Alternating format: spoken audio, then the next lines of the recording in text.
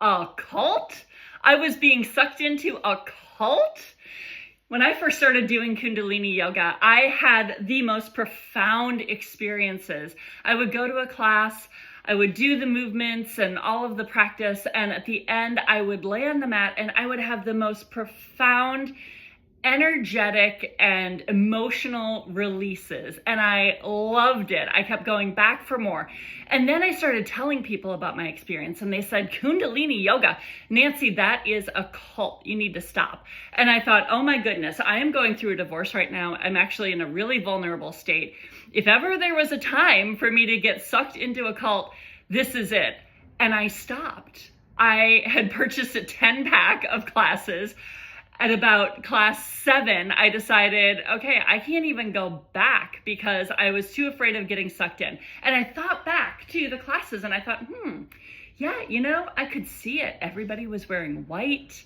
There were people who were wearing turbans. There was chanting. In fact, one of the chants had the words Hare Krishna in it. Oh my Lord. And I thought, I gotta run away from this practice.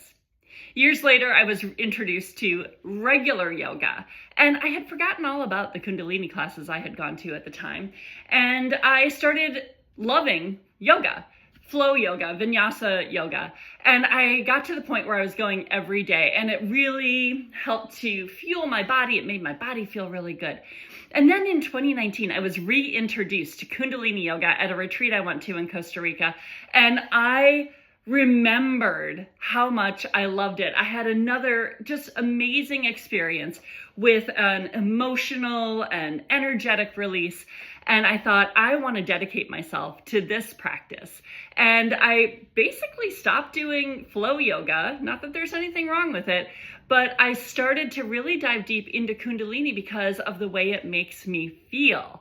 And I can guarantee you, there's no cult in Kundalini Yoga.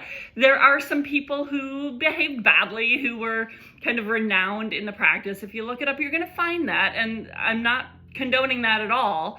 But what I love about Kundalini is that it allows us each to find within ourselves our own spirituality, our own connection.